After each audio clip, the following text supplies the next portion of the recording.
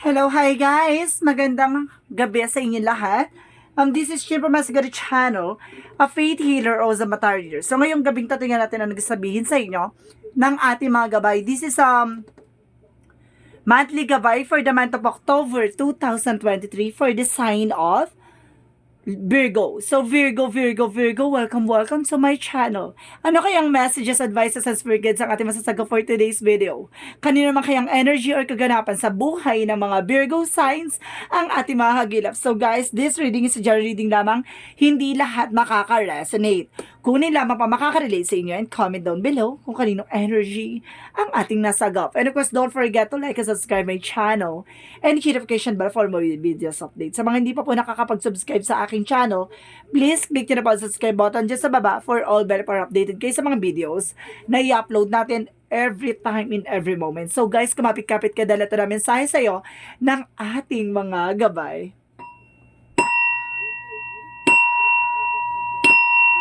Angel Spirit Messages.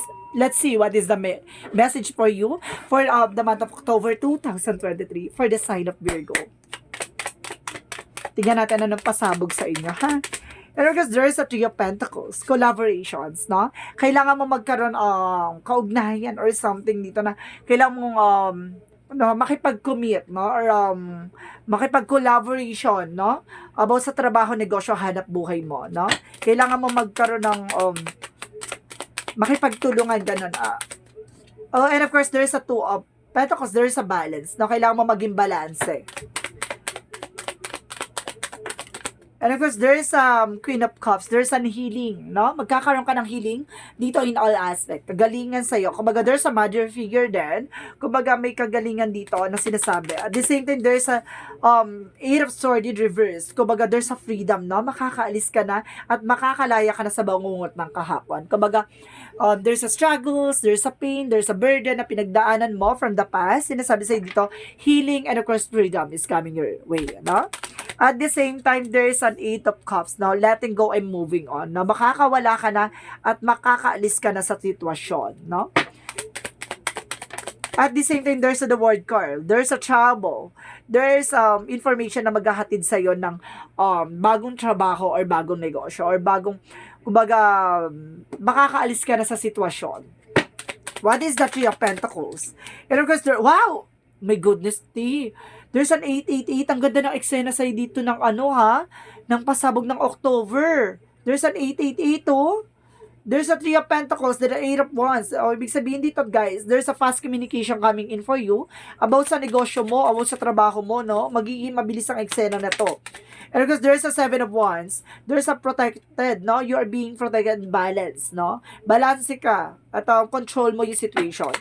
What is the Queen of Cups? And because there's a Four of Wands, there's a celebration coming in for you. Kumbaga may celebration dito, no? Na nag-aantay sa'yo.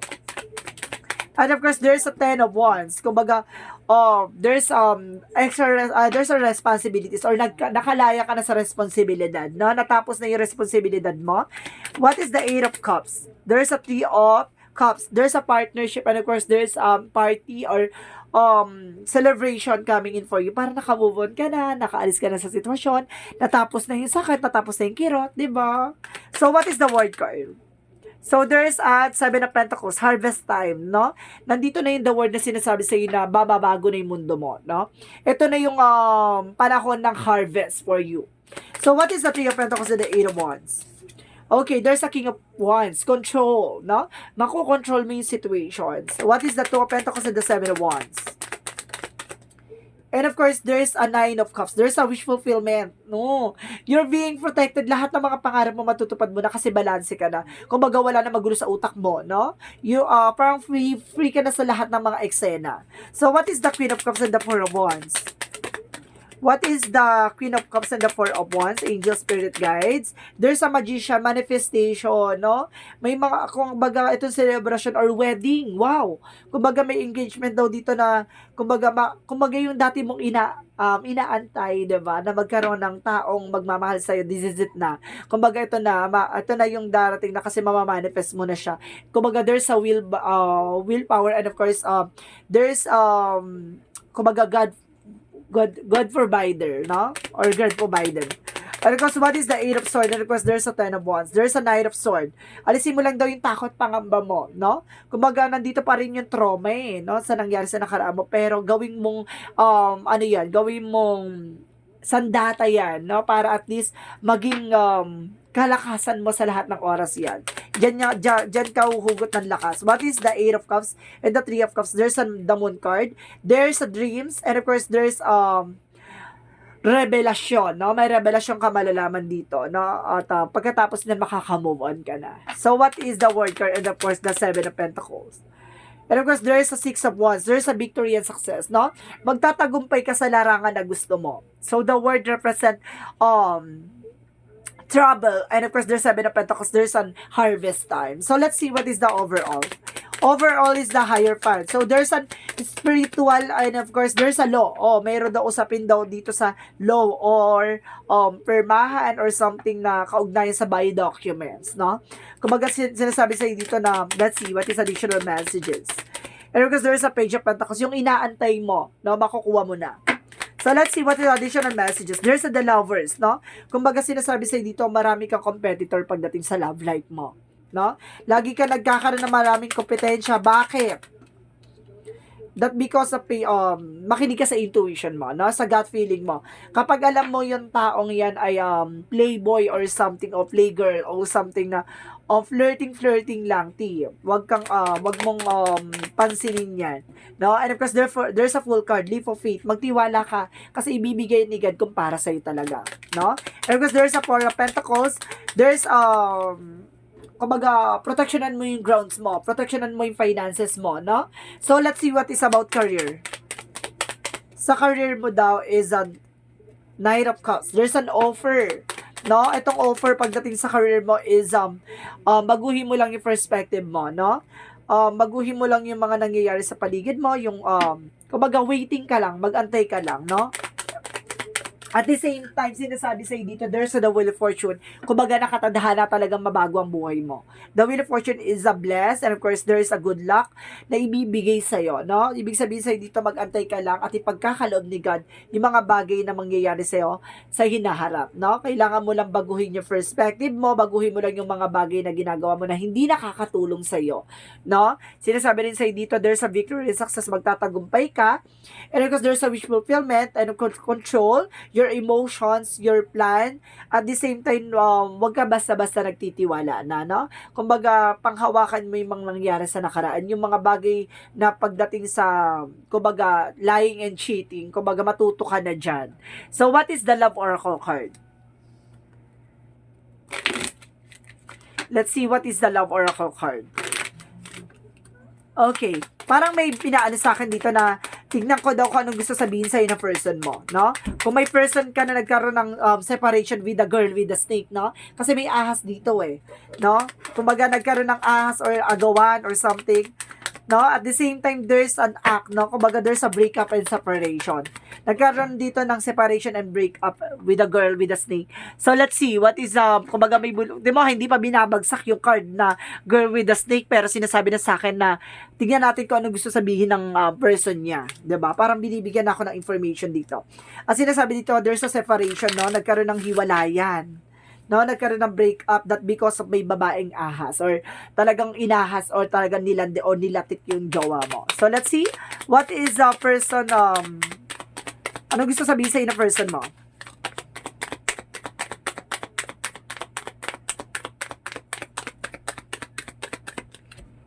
Angel Spirit, ano gusto sabihin ng person ng ating, I want to be more than friends. So, ibig sabihin dito guys, kumbaga sinasabi some of you ha, baka gusto nitong tao na to na, kumbaga ayaw niya lang ng kahibigan, no? Gusto niya ulit mabalik kayo ulit sa, kumbaga relationship talaga. Let's see, what is additional? Some of them ha, kumbaga, may ganyang eksena rin sa inyo, no? Kumbaga siguro nagsisi, no? Dahil iniwang ka or sabi pinagpalit ka sa 'di ba? Chararat, charis. Pero kasi sinasabi dito, the timing just wasn't right for us. So hindi pa napapanahon para sa inyo yung timing. So ibig sabihin dito may mga bagay or signs or synchronicities dito na guys na ano na hindi para sa inyong dalawa ngayon. So ibig sabihin may darating na araw na, kumbaga, magkakaroon ulit kayo ng communication. At the same time, there's an I love you, no? Talaga sinasabi niya sa'yo na mahal ka niya. So, sinasabi lang sa'yo dito na, mag-antay ka lang, no? Just waiting for, perfect timing. So, let's see what is a yin and yang oracle card. What is the yin and yang oracle card? Sinasabi dito, guys, there's a reflection. Kumbaga sinasabi dito, minsan talaga ang relasyon, parang salamin yan, diba? Kapag nabasag na may lamat na mahirap na ibalik yan. And of course, there's an ace of water sign. Kumbaga, some of you may kaugnayan kayo sa mga water sign, no? Pisces, Cancer, Scorpio. So, let's see what's the additional messages. And of course, there's an higher self, no? Activation. Parang ina-activate na yung katangian o kakayanan nyo, no? Na makita, no? At na malaman yung mga bagay-bagay sa paligid mo, no? Nakikita mo na rin your life purpose mo at the same time. So, let's see what is Arcangel Raphael messages for you. Arcangel Raphael messages. And of course, sinasabi dito, there's a laughter is the best medicine. So, ibig sabihin talaga, minsan talaga sinasabi na maging maligaya at maging masaya ka kahit na nakakaramdam ka ng lugmok at kalungkutan. No? Kailangan mo magkaroon ng makipag-collaboration with your friends, diba? Kumbaga, take time to breathe out. Kailangan mo huminga kahit unwind man lang, diba? At the same time, what is additional messages? Forgiveness heals, no? Kung hindi mo papatawarin kung ano man yung mga tao or kung sino man yung mga nagkasala sa iyo, no? Ikaw lang ang makakaramdam ng pagkabigat, no? Pakawalan mo, bitawan mo, no? Gagaan ka, no? Ibig sabihin dito, sila naman ang magdadala niyan kung sino yung mga gumawa sa iyo ng hindi maganda. So, what additional messages? Maging aware ka lang. Hindi mo naman, siguro patawarin mo sila, pero hindi ka na ulit magtitiwala, no? At maniniwala. And of course, there's a builder. Sinasabi sa'yo dito, napakalakas at napakatibay mo na sa dating ikaw.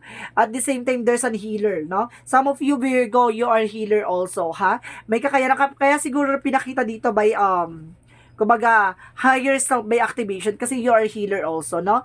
May kakayanan or katangian ka, baka naggagamot ka rin, at the same time, tarot reader ka rin, or something na nangihilot ka, nagmamassage ka, or something na makakatulong ka rin sa tao, no? Kumbaga, spirituality. So, let's see what is additional messages.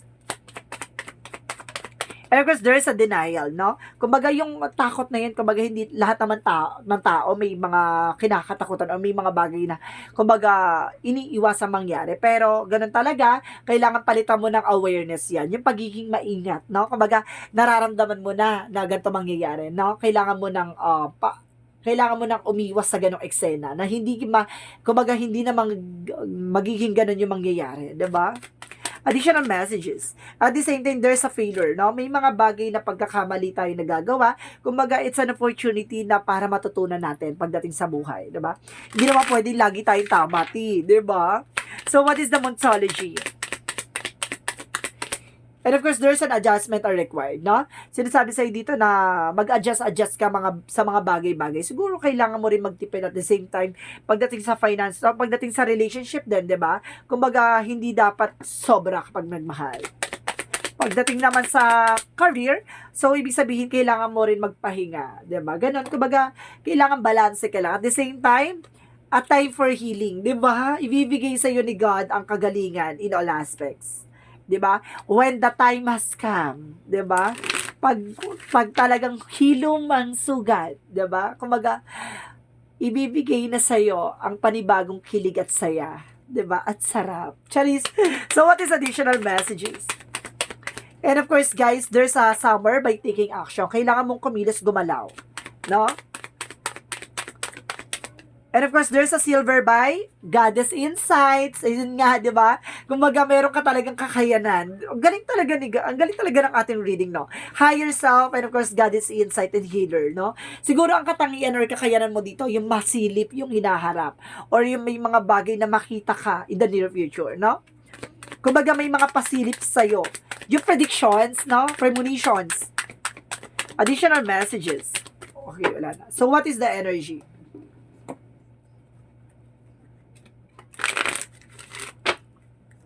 So, what is the energy? Angel spirit guides. There's a patient. Oh, see? 'Di ba? Takes time. 'Di ba? Sinasabi ng patience takes time. Time to decide and time will come. 'Di ba? There's a perfect timing. And of course, there's a door to spirit, no? Kumbaga, binubuksan na yung pintuan para sa pagdating sa spirituality. So, what is the chakra? There's a complacency. Ibig sabihin dito, kumbaga, may mga bagay na nangyayari sa atin na wag mo antayin mahuli ang lahat. 'Di ba? And of course, sinasabi rin sa'yo dito, there's an impatient, no? Some of you baka nagkakaroon ka ng impatient o pagiging padalos-dalos. Mag-ingat ha. Kumbaga hinay-hinay, slowly but surely. So, additional messages. At the same time, there's a self-worth. That alam mo sa sarili mo kung ano yung halaga mo. Huwag mo masyadong pinamumuka sa kanya yung mga bagay-bagay. Huwag mo masyadong pinagsisiksikan yung sarili mo sa taong ayaw sa'yo, no? Lalo-lalo yung mga tao sa paligid mo. Kahit hindi sa love life, no? So, what is additional messages for romance angels? There is a release your ex. My God, kailangan mo daw pakawalan yung ex mo dito, T. Diba? At the same time, it is safe for you to love. So, mas maganda raw yung magmahal ka na lang daw ng iba, no? Or magmahal ka na lang, pero i-release mo daw si ex, no? Kasi hindi raw siya makakatulong or hindi siya magandang halimbawa sa'yo sa nangyari sa nakaraan mo. So, what is Archangel Raphael messages? Archangel Michael, sorry. God is in charge. So, si God daw ay nasa tabi mo para tulungan kang humilo man sugat ng nakaraan. This situation is already resolved. Maaring nakamove on ka na at nasolusyon na ni Archangel Michael yung problemang pinagdaanan mo. So, what is the Jesus loving quotes? If you have a faith as a grain of mustard seeds, you shall say unto them, say unto the mountain, remove hence to the yonder place, and shall be removed. See? Kumbaga, kung nagtitiwala ka sa mga bagay na ipinagkaloob sa'yo ni God, di ba? Aalisin ka sa mga bagay na hindi ka karapat-dapat. Di ba? Kung yung mga bagay na yan hindi makakatulong sa'yo at hindi makakapag-grow sa'yo, iaalis ka dyan ni God, no? Kumbaga, gumagawa siya ng way in or any circumstances or any explanations or any reasons, no? Para maialis ka sa situation mo. No? Kaya magtiwala ka na yung mga bagay na nangyayari sa iyo ay may kahulugan at may ibig sabihin. So, what is the angel's number? So, what is the angel's number?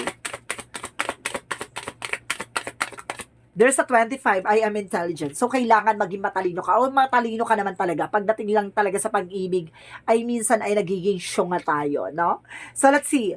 You have a great ability to take in and process information that on both conscious and subconscious levels. Our curiosity is endless, and you are desires to dive deep into a variety of subjects will bring you an immense awareness of this world. No, ibig sabihin dito, kumbaga binibigyan ka lang ng signs or insights ng ating Panginoon na maging matalino ka sa pagdidesisyon, no? Sa mga bagay-bagay. Aware ka naman pero minsan talaga nagiging syunga lang tayo pagdating sa pag-ibig, no? Pero pagdating sa lahat ng bagay, matalino tayo. No, parang gano'n. Kumbaga sinasabi lang sa'yo dito, maging aware ka lang, no? At kumbaga may kakayanan kang mabasa at makita. Minsan lang talaga nagbubulag-bulagan tayo kahit alam na natin yung sagot, no, sa mga tanong natin. So, let's see what is the messages of life.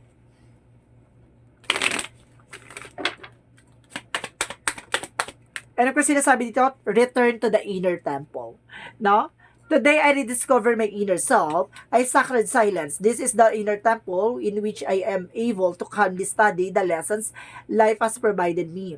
Here, I regain my sense of tranquility. I retrieve my trust in the universe. But in the light of my inner temple, I now remember the value of each and every step of my life. So ngayon, nalaman mo na unti-unti na nagsisingkin sa utak mo yung kahalagahan na nangyari sa'yo from the past. Kumbaga, di ba gano'n talaga pag nagkaroon tayo ng ex or something, di ba? Kumbaga ngayon lang natin na pagtatanto na ang pangit pala ng ex natin, di ba? Minsan ganon. Kumbaga, minsan, kung kailan pa naglaan at wala ng pagmamahal pala, di ba?